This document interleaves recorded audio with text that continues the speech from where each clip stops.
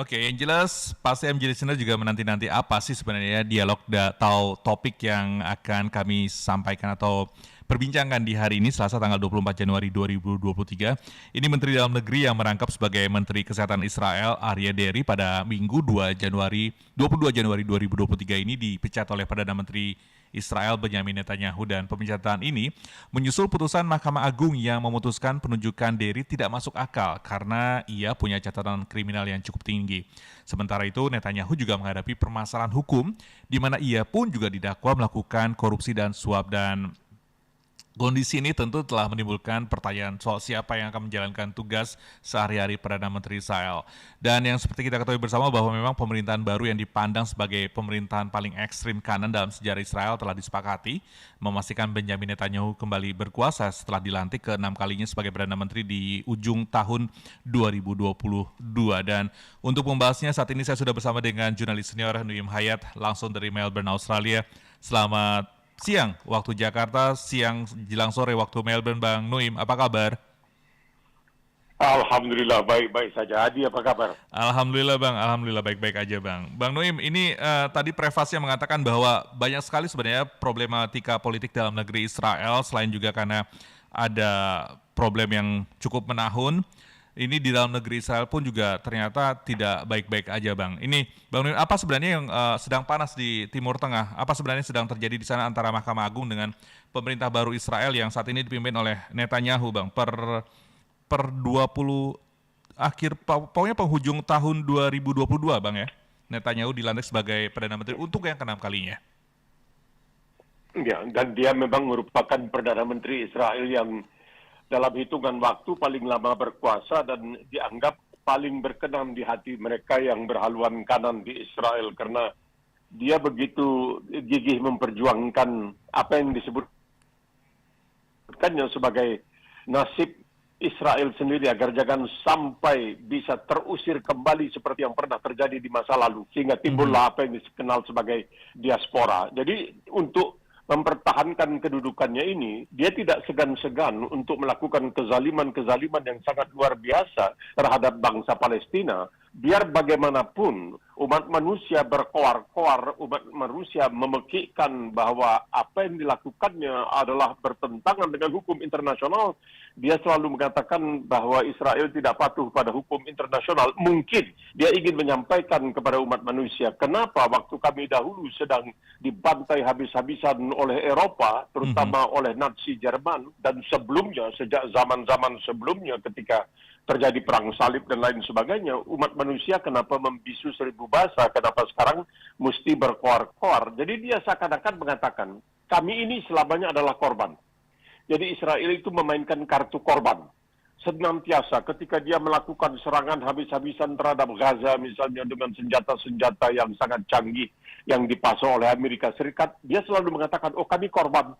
Kami adalah korban. Jadi setiap dia mempresentasikan, ya, menyampaikan semacam katakanlah imajinasi suatu pandangan bahwa Israel atau orang Yahudi adalah korban. Nah, ini sangat mempan, sangat boleh dikatakan efektif untuk membangkitkan rasa setia kawan umat Yahudi dimanapun mereka berada. Ini setiap kali dia melakukan ini, maka namanya naik, bintangnya makin cerah, makin bersinar. Ini yang dia mainkan. Nah, sekarang ini dengan Mahkamah Agung Israel, dia seakan-akan mengatakan, kami ini dipilih oleh rakyat.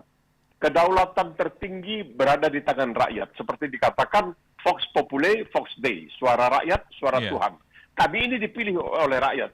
Sedangkan kamu sebagai Mahkamah Agung bukan dipilih oleh rakyat. Kamu diangkat oleh pemerintah melalui parlemen.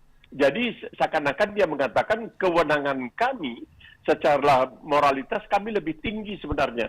Jadi karena dia dipaksa oleh Mahkamah Agung untuk memberhentikan salah seorang menterinya seperti yang dikatakan oleh Adi tadi, dari Aryeh Deri, maka dia sekarang ini akan melakukan usaha untuk merekayasa sedemikian rupa melalui parlemen agar Mahkamah Agung, agar para hakim tidak punya kekuasaan sebesar yang seharusnya dimiliki oleh para hakim. Nah, ini tidak diterima oleh banyak rakyat. rakyat di Israel, rupanya waktu itu ada 130.000 orang kabarnya menurut perhitungan polisi Israel yang melakukan unjuk rasa di Tel Aviv menentang cita-cita Benjamin Netanyahu untuk memperlemah Mahkamah Agung agar jangan sampai bisa dengan seenaknya menyuruh seorang Perdana Menteri memberhentikan atau membebas tugaskan seorang menterinya. Ini ada alasan yang menarik, Adi, karena dia sendiri masih dalam perkara. Betul. Perkaranya belum selesai. Kalau dia nanti misalnya oleh pengadilan yang di Israel kelihatan memang ya cukup berwibawa dan cukup mandiri, dinyatakan bersalah melakukan apa yang dituduhkan terhadap dirinya, seperti dikatakan tadi korupsi, kemudian mencoba untuk mendorong media agar berpihak kepadanya dan lain sebagainya, dan dia dinyatakan bersalah, maka dia bisa juga nanti terdepak, ya. Walaupun kalau dia tidak dijatuhi hukuman kurungan, biasanya kabarnya Mahkamah Agung tidak begitu keras dalam putusannya. Tapi kalau sampai dia dijatuhi hukuman kurungan, maka dia bisa kehilangan jabatannya sebagai Perdana Menteri. Oke, apakah kemudian cara Netanyahu ini apa istilahnya ya, mengambil alih Mahkamah Agung ini sebagai caranya dia untuk yang kemudian lari dari tanggung jawab hukum, karena kita tahu bersama bahwa di tahun 2021 juga Netanyahu menghadapi banyak tuntutan ini terkait dengan adanya dugaan korupsi.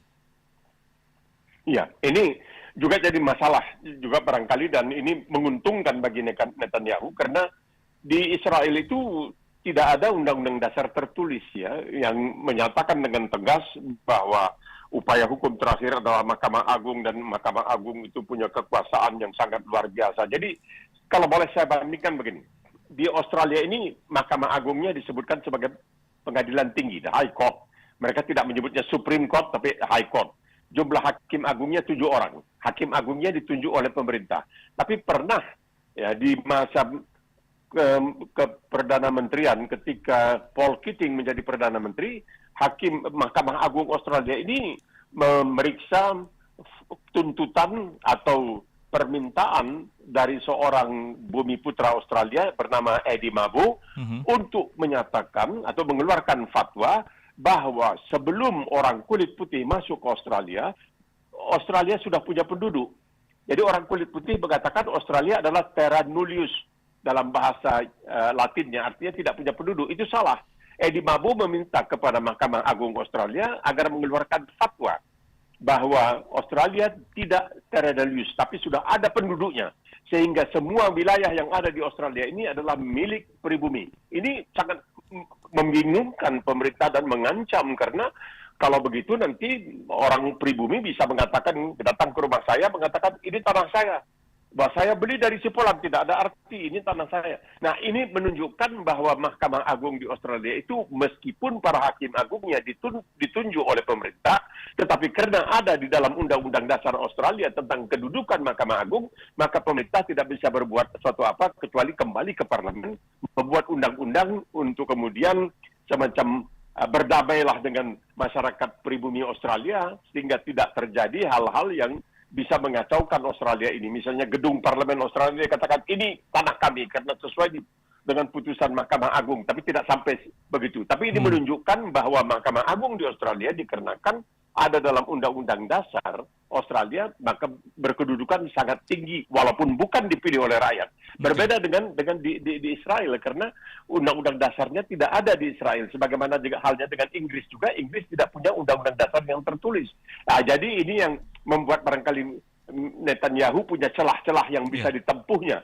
Ya, bagaimana bisa menetralisir atau paling tidak mengurangi wewenang yang ada di tangan Mahkamah Agung Israel. Karena Netanyahu sendiri mengatakan bahwa caranya itu adalah agar mengekang jangkauan hakim aktivis yang berlebihan, dan ini pun juga pada akhirnya ditentang oleh banyak warga Israel karena rencana ini pada akhirnya akan merombak sistem peradilan dan melemahkan Mahkamah Agung, dan ini membahayakan fondasi demokrasi. Itu seperti yang dikhawatirkan oleh banyak warga Israel sendiri dengan cara-cara yang dilakukan oleh Netanyahu. Di satu sisi kita ketahui memang bersama, tadi kita juga sempat bahas bahwa Netanyahu sendiri sebenarnya sudah juga mengalami tuntutan, menjalani serangkaian kasus korupsi, tapi di sisi lain ia pun juga berjanji akan melanjutkan perubahan terkait dengan negara Israel ini sendiri. Jadi agak kontradiktif sebenarnya. Di satu sisi, ia sendiri mungkin ada rencana untuk menyelamatkan dirinya sendiri, tapi dengan cara-cara yang kurang kurang elok di tengah tatanan politik dalam negeri yang juga menghadapi tantangan yang luar biasa dari sayap kirinya. Seperti itu, Bang Nuim. Ya.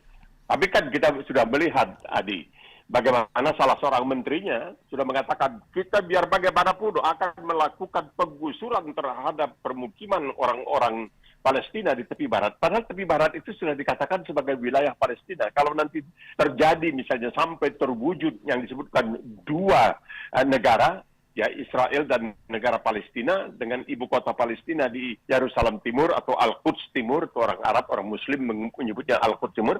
Ya, ini mereka mulai melakukan hal-hal seperti ini dengan mengatakan, ya kami kan sudah pernah membongkar permukiman Israel karena diperintahkan oleh pengadilan. Tetapi itu diperintahkan oleh pengadilan karena mereka menyerobot tanah Palestina. Maka pengadilan di Israel menyuruh supaya permukiman itu dibongkar. Sedangkan ini merupakan permukiman yang sah adanya, tapi dia ingin membongkar untuk di situ nanti dibangun barangkali permukiman untuk orang-orang Yahudi. Jadi ketika dia melakukan, salah seorang menterinya mulai mengatakan hal yang seperti ini, seakan-akan mulai membangkitkan kembali konfrontasi antara Israel, antara Yahudi dengan Palestina. Nah, ini bisa nanti menarik banyak orang-orang Yahudi, terutama mereka yang sangat kuat dalam pegangan agamanya, ya, dan orang-orang sayap kanan, ini akan kembali memberikan dukungan yang sangat luar biasa kepada pemerintah, karena pemerintah dilihat sangat tegas terhadap Palestina. Ini setiap kali terjadi hal-hal yang seperti itu, misalnya terjadi serangan terhadap Gaza dan Gaza menyerang kembali dengan roket yang zaman bahula barangkali mungkin macam meriam bambu. Nah, ini mereka senang karena apa? Karena mereka mencitrakan diri sebagai korban.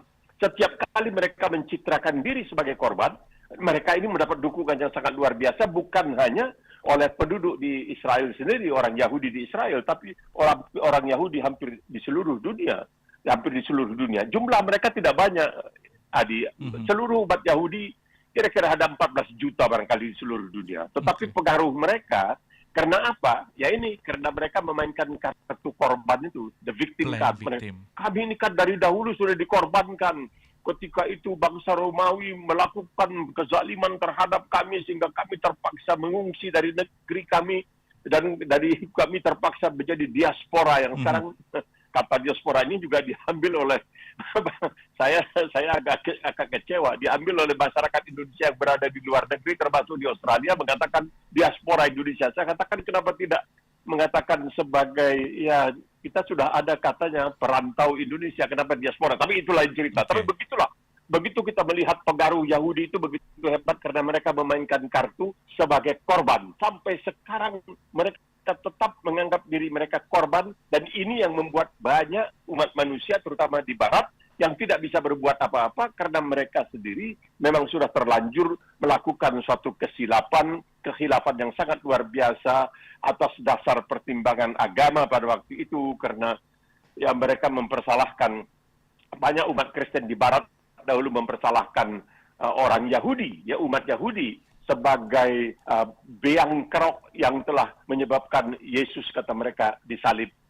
Tapi kemudian ada keterangan dari Paus, ya, dari Vatikan yang mengatakan itu tidak bisa diterima, menyalahkan umat Yahudi itu tidak bisa diterima karena itu murni adalah perbuatan penjajah Romawi pada waktu itu. Jadi mereka memainkan kartu inilah, bahwa mereka itu selamanya mereka itu menjadi korban. Sampai sekarang pun, ya, tiap-tiap presiden Amerika yang mereka hadapi itu mereka akan memberikan semacam citra bahwa kami ini adalah korban, maka kami perlu dibantu, dan ya mereka barangkali tidak percaya, cuman mereka merasa bersalah karena pernah melakukan hal-hal yang sangat merugikan umat Yahudi secara keseluruhannya. Oke. Bang Nuim, ketika Netanyahu selalu bermain playing victim sebagai korban dari apa yang terjadi di masa lalu Israel, ini yang membuat kemudian Netanyahu cukup populis di tengah dukungannya, terutama di sayap kanan. Tapi kemudian di oposisi pun juga sepertinya sudah menemukan celah di mana bahwa pada akhirnya Netanyahu ini menghadapi situasi yang tidak menguntungkan di dunia hukum, terutama ketika dia dituduh sebagai koruptor seperti itu. Dan ini kemudian tidak Netanyahu tidak hilang akal hingga kemudian melemahkan Mahkamah Agung. Tapi adakah cara lain yang bisa mungkin melemahkan peran dari Netanyahu yang cukup dominan, apalagi ini sudah diangkat sebagai 6 kalinya sebagai Perdana Menteri. Kita akan bahas, Bang Nuim, apakah nanti ada celah yang bisa melemahkan Netanyahu ke depannya. Tetaplah bersama kami, MG Listener, di Morning Session with Nuim Hayat.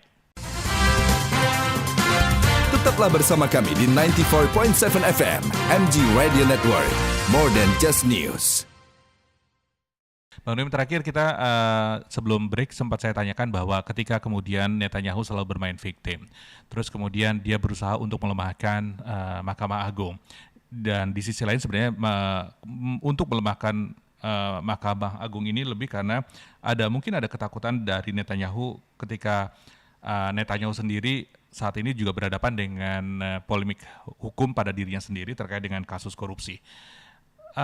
Dan ini pun juga yang digunakan oleh oposisi dalam hal ini adalah sayap kiri yang terus mungkin coba untuk menggulingkan atau kekuatan dari Netanyahu yang sebenarnya secara populis cukup populer karena dia sendiri menggunakan motif atau cara playing victim ini. Menurut Bang Nuim, adakah cara-cara yang bisa dilakukan oleh sayap kiri atau oposisi yang saat ini menentang kebijakan dari pemerintah baru Netanyahu untuk bisa mengurangilah otoritas dan kekuatan Netanyahu di Israel sendiri, Bang Nuim? Sulit sekali. Seperti saya katakan tadi, ini ada faktor merasa bersalah, berdosa. Nih, Barat merasa sangat berdosa. Dan itu tidak bisa dipungkiri.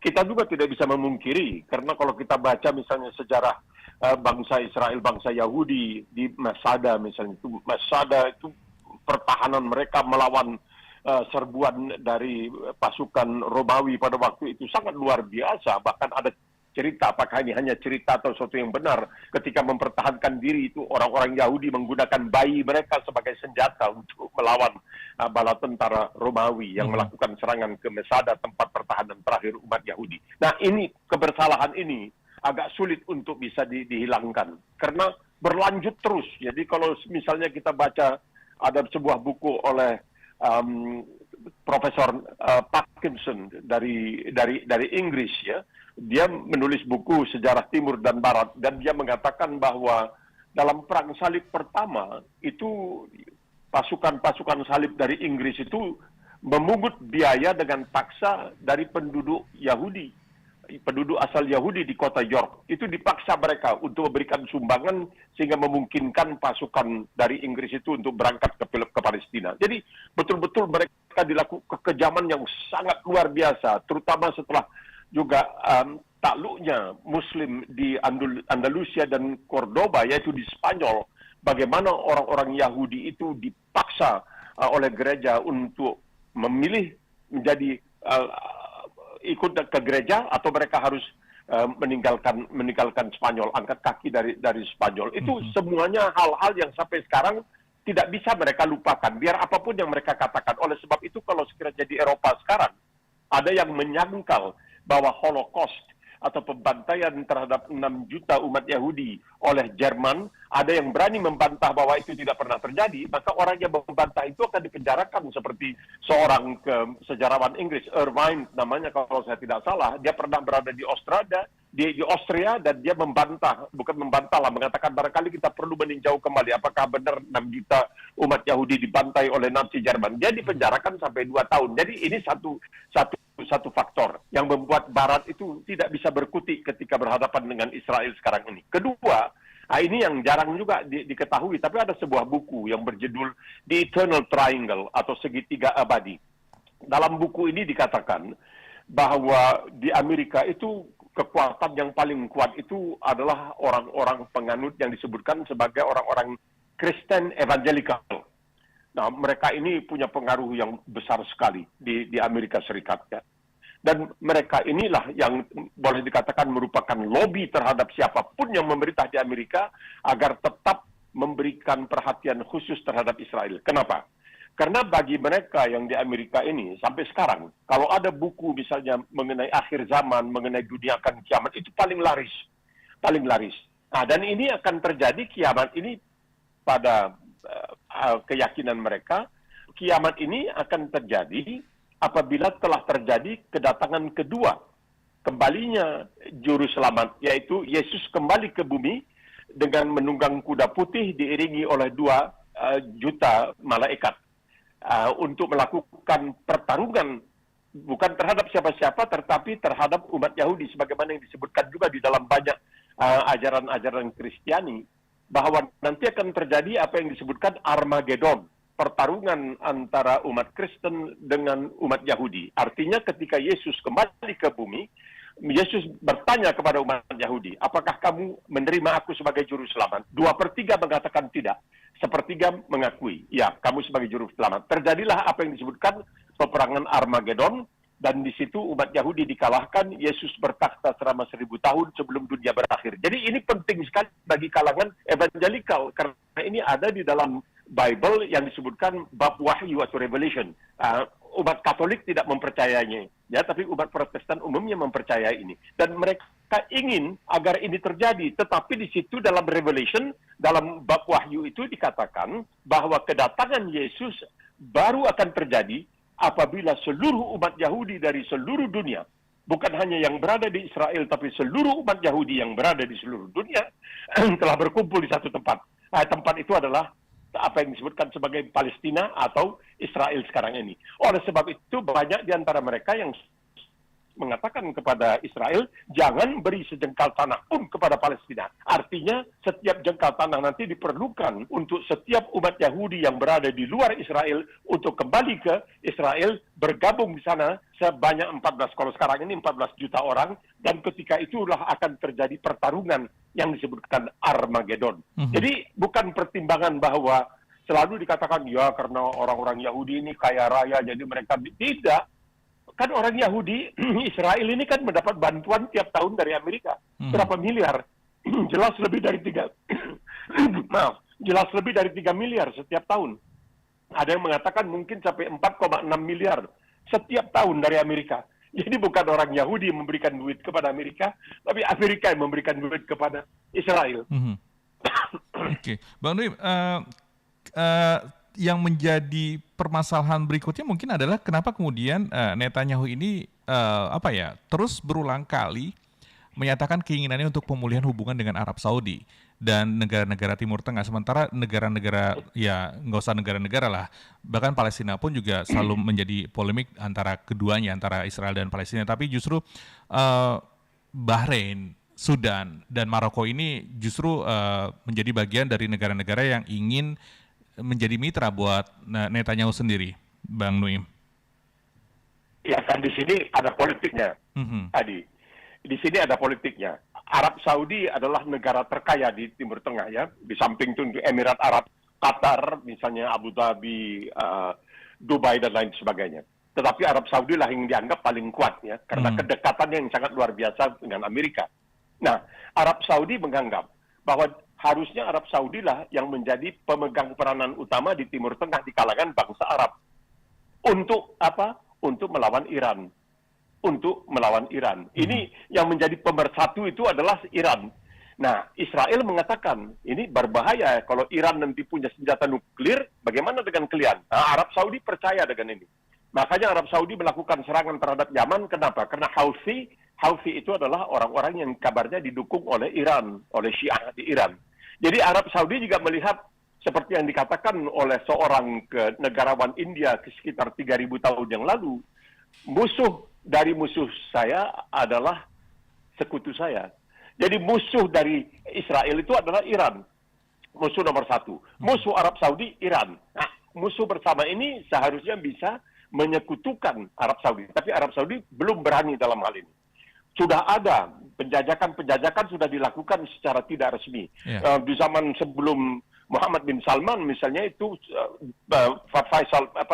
Pangeran bin Bandar itu sering bertemu dengan tokoh-tokoh Mossad, yaitu dinas intelijen ke Israel di Sharm el-Sheikh di daerah Turki di Timur Tengah. Sering mereka mengadakan pertemuan untuk membicarakan antara lain tentang persoalan Iran ini. Bagaimana menghadapi Iran? Bagaimana kalau sampai sekiranya Iran memiliki senjata nuklir? Nah, ini yang tidak dikehendaki oleh Israel.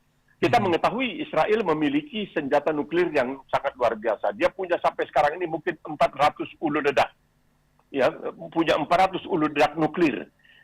Dan pernah oleh Golda Meir, Perdana Menteri Israel, dikatakan dalam wawancara dengan BBC, kalau kami sebagai sebuah negara, yaitu Israel, sampai merasa terancam akan punah disebabkan oleh serangan negara-negara Arab, kami tidak akan segan-segan untuk menggunakan persenjataan nuklir ini. Nah, ini diketahui, semua orang tahu, semua presiden di Amerika mengetahui bahwa Israel secara ilegal, secara tidak sah memiliki senjata nuklir, tapi tidak ada satupun yang berani untuk mengungkap persoalan ini. Kita ambilkan satu contoh. Ada satu tulisan yang mengatakan bahwa sebenarnya ketika Presiden John Kennedy masih berkuasa, masih di Gedung Putih, dia pernah mengetahui tentang senjata nuklir yang dimiliki oleh Israel. Dan dia mengatakan ini tidak boleh. Ini harus dimusnahkan karena ini melanggar perjanjian larangan penyebaran senjata nuklir yang sampai sekarang ini masih berlaku. Itulah sebabnya Iran tidak diperbolehkan untuk memiliki senjata nuklir. Meskipun Pakistan secara diam-diam dan sudah terlanjur memiliki senjata nuklir, maka mereka tidak bisa berbuat sesuatu apa karena Pakistan mengatakan, ya India punya senjata nuklir, kenapa kami tidak boleh? Yeah. Nah, ketika Kennedy mengatakan, ini senjata nuklir Israel harus dimusnahkan karena ini melanggar perjanjian larangan penyebaran senjata nuklir. Apa yang terjadi dengan Kennedy? Ya, kita tahu lah apa yang terjadi dengan Kennedy di bulan November tahun 1963. Kita tahu ya, itu bacaan yang pernah saya teliti. Maka kemudian ketika kepada Barack Obama ditanyakan, Mr. Presiden, Tuan Presiden, apa pandangan Tuan Presiden mengenai pemilikan senjata nuklir oleh Israel? Dia tidak mau menjawab. Karena Obama memang dari sejak semula ketika dia misalnya masih berkampanye, dia mengatakan kalau menang kita akan memikirkan, mempertimbangkan, memindahkan kedutaan kita dari Tel Aviv ke Yerusalem. Jadi semacam pengakuan bahwa Yerusalem adalah ibu kota Israel yang ditentang oleh negara-negara Arab dan oleh umat Islam karena Yerusalem Timur atau Al-Quds Timur itu masih dianggap sebagai tempat yang akan menjadi ibu kota kalau ada sebuah negara Palestina. Jadi kita melihat semua ini. Jadi tekanan yang dilakukan oleh mereka yang bukan karena mereka pro Israel di Amerika, tapi karena mereka menganggap bahwa itu diperlukan adanya tempat, adanya wilayah di Israel untuk menampung, ya, sehingga semua umat Yahudi dari seluruh dunia pindah ke Israel untuk menjamin kedatangan kedua juru selamat. Ini yang kadang-kadang tidak diketahui atau dibaca atau dibicarakan oleh banyak orang, tapi sudah ditulis dalam berbagai buku. Salah satu di antaranya di Eternal Triangle atau segitiga abadi. Ini yang membuat Amerika begitu dekat, ada yang mengatakan begitu patuh kepada Israel, sehingga ada semacam kelakar yang mengatakan karena Amerika begitu dekat dengan Israel, kenapa Israel tidak saja dijadikan negara bagian ke-51 Amerika Serikat? Dan Amerika sekarang punya 50 negara bagian. Nah, Israel bilang, ngapain jadi negara bagian kalau sekarang kami bisa mendikte apa yang kami kehendaki kepada Amerika Serikat? Barangkali Adi pernah membaca ya. Ini sejarah. Ketika terjadi perang tahun 1967, bulan Juni 1967. Waktu itu pesawat tempur Israel mengebom kapal perang Amerika. 79 orang kalau tidak salah seluruhnya warga Amerika yang tewas. 38 orang anak buah kapal yang diserang oleh Israel. Ketika itu armada ke-7 mengirim pesawat-pesawat untuk mengejar pesawat Israel itu karena telah melakukan serangan karena mereka anggap yang menyerang itu adalah pesawat Mesir padahal pesawat Israel. Ketika Presiden Lyndon Johnson waktu itu mengetahui ya bahwa yang menyerang itu yang menewaskan tentara-tentara Amerika sampai puluhan orang itu adalah pesawat Israel, dia langsung menginstruksikan supaya ditarik kembali. Jangan dikejar itu pesawat yang telah mengebom kapal Amerika itu.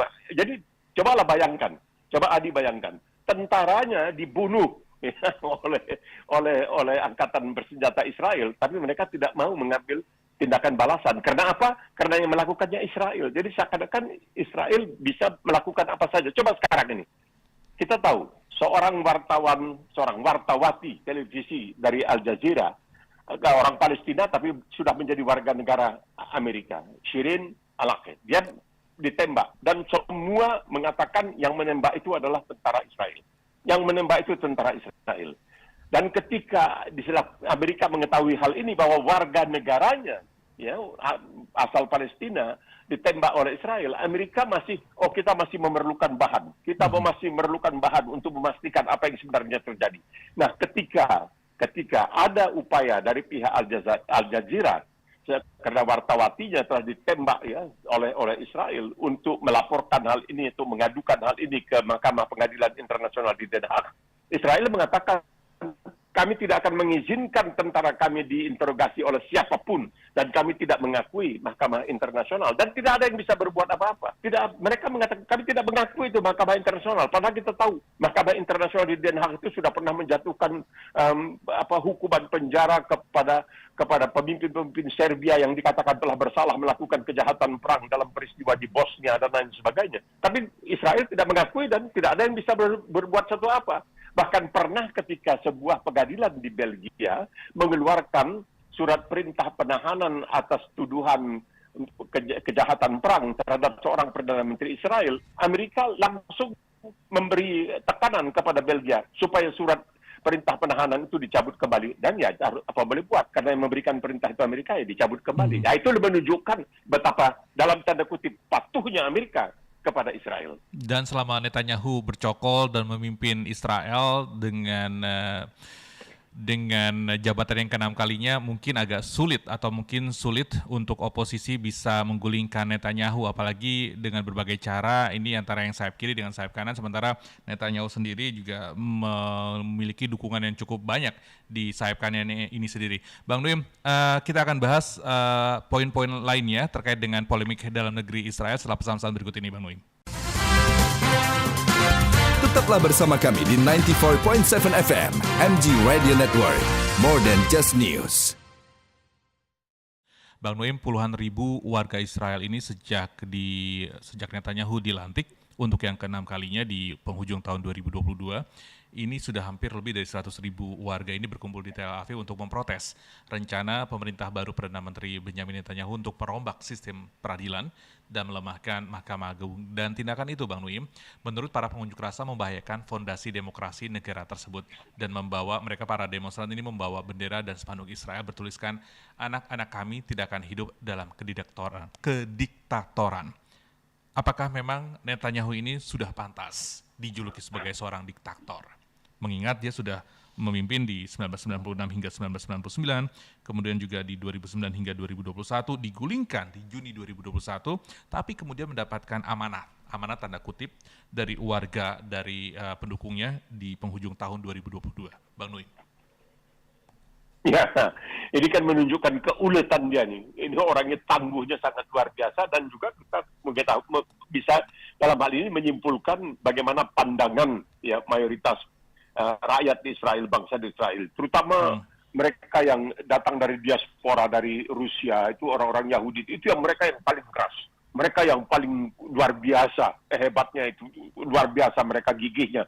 Dan mereka tidak ingin dua kali harus melakukan diaspora lagi, meninggalkan Israel. Begitulah kira-kira pandangan mereka. Kita mengetahui bahwa hukum internasional mengatakan tidak boleh sesuatu kekuasaan memindahkan orang yang sudah berada di tempat itu, dipindahkan dengan paksa ke tempat lain. Tapi itu dilakukan oleh Israel. Itu dilakukan. Dan semua orang, badan gerakan hak asasi manusia, itu salah. Tapi kan tidak ada yang bisa berbuat sesuatu apa, kecuali apabila Amerika berani turun tangan. Dan sejauh ini nampaknya tidak banyak presiden Amerika yang berani, kecuali kalau saya hitung-hitung Eisenhower, General Dwight Eisenhower berani.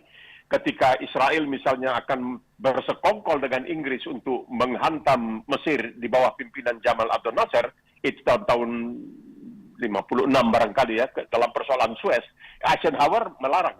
Dan mereka patuh pada Eisenhower.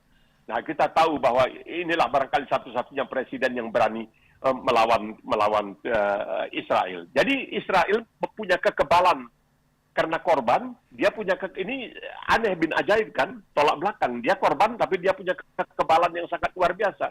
Dan sekarang apa yang dilakukan oleh Netanyahu? Dan dia mulai membuat teori yang tidak bisa dibuktikan dan memang tidak bisa dibenarkan karena tidak ada dalam sejarah. Dia mengatakan kami orang Yahudi tidak berada di Israel. Kami melakukan diaspora pada waktu itu karena kami diusir oleh bangsa Arab. Nah, ini dia mulai mainkan dan diterima oleh banyak orang, menerima semua ini. Jadi maksudnya terutama oleh umat Islam. Karena yang menjadi korban di sini itu bukan hanya Palestina Muslim, tapi juga Palestina Kristen juga menjadi korban. Dan banyak mereka yang sudah angkat kaki dari Palestina, orang-orang Palestina Kristen atau yang disebutkan Qibti atau Baronit, mereka angkat kaki. Mereka berangkat di Australia, di Inggris, di Amerika, di Kanada, dan lain sebagainya. Padahal, kalau kita melihat sejarah, ini ada seorang rebai, ya, seorang ulama Yahudi yang hidup di abad ke-12, namanya Benjamin dari Tudela. Dan dia keliling pada waktu perang salib itu dia banyak keliling. Dan dia melihat dan dia mencatat, dan kemudian catatan ini dikutip oleh beberapa buku.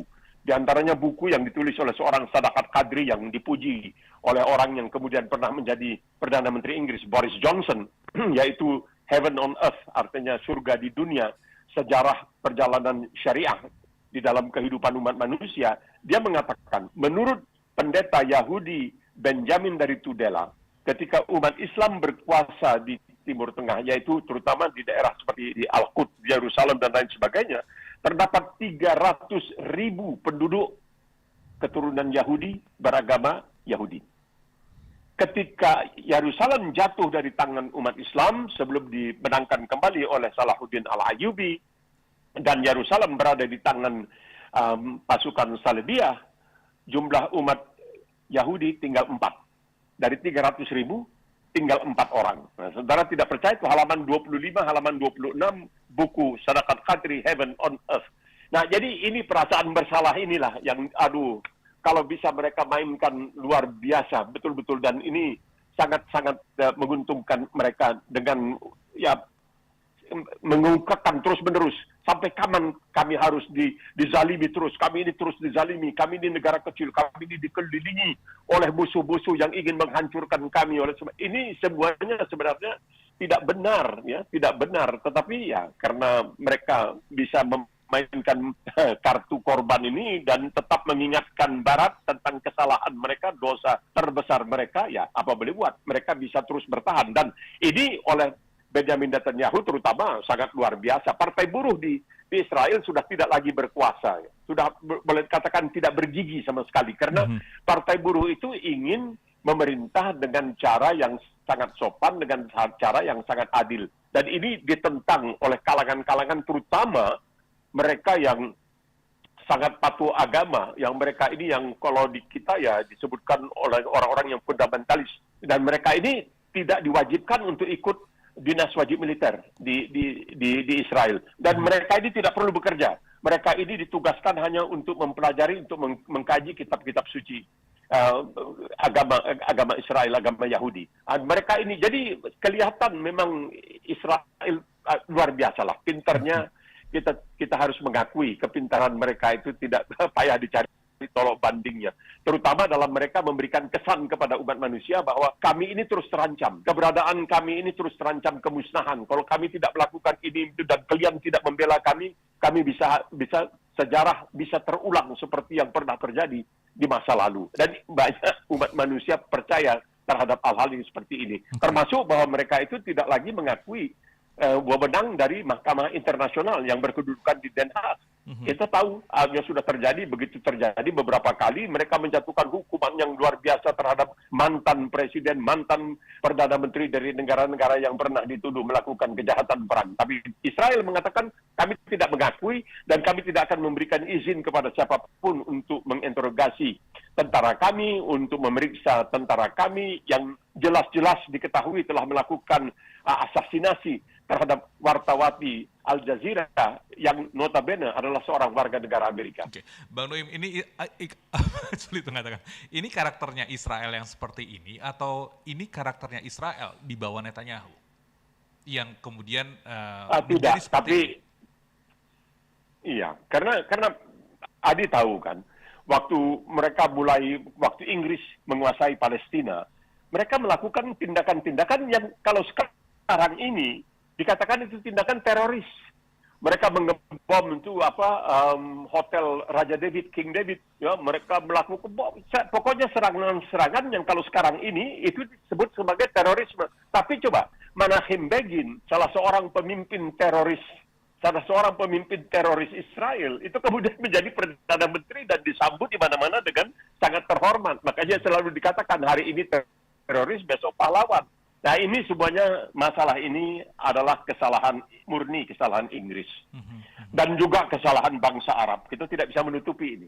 Karena begini, setelah Perang Dunia Pertama, ketika Khilafah Utsmaniyah yang pernah berkuasa sampai 700 tahun, sudah mulai terpojok, Inggris dan Prancis membujuk negara-negara Arab, termasuk dari Hijaz, yang sekarang merupakan bagian dari Arab Saudi, untuk berpihak kepada Inggris dan Prancis untuk mengusir Khilafah Utsmaniyah dari Timur Tengah.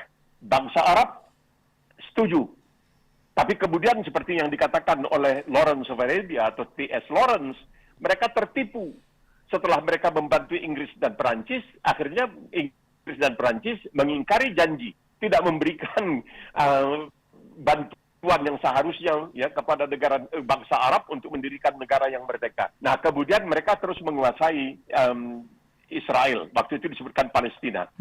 Nah, kemudian itulah Balfour. Balfour membuat suatu deklarasi bahwa nanti akan memberikan tempat kepada umat Yahudi untuk menjadi sebuah negara. Maka dalam sidang Majelis Umum Perserikatan Bangsa-Bangsa di bulan Mei tahun 1948, secara mayoritas Perserikatan Bangsa-Bangsa setuju Bang Noim? Kalau diberikan separuh dari Palestina. Ya, separuh untuk Arab, separuh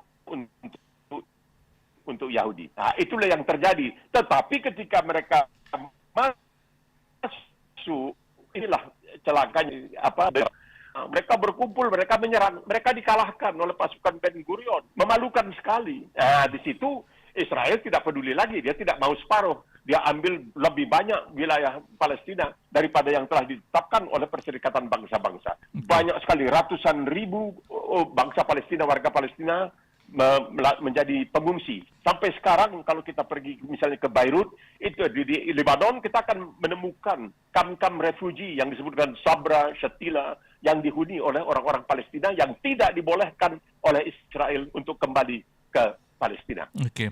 Terakhir Bang Noim, ini sekali lagi kita coba mengulang dari pernyataan-pernyataan para demonstran yang menentang kebijakan dari pemerintah Netanyahu. Anak-anak kami tidak akan hidup dalam kediktatoran, sementara selama 3 pekan terakhir ini sudah cukup banyak aksi demonstrasi, dan terakhir juga kemudian Netanyahu memecat Menteri Dalam Negeri Israel ini di tanggal 22 Januari 2023. Terakhir singkat saja Bang Noim, sebelum kita mengakhiri Morning Session with Noim Hayat untuk hari ini, apakah ada cara-cara bagaimana kemudian di kepemimpinan Netanyahu ini masyarakat yang terus terang menjadi oposisinya Netanyahu ini bisa hidup berdampingan sampai kemudian tidak ada lagi ibaratnya demonstrasi, tidak ada lagi ibaratnya polemik-polemik dalam negeri, apalagi kemudian Netanyahu juga lebih juga melirik ke kehidupan bertetangga mereka di negara Timur Tengah.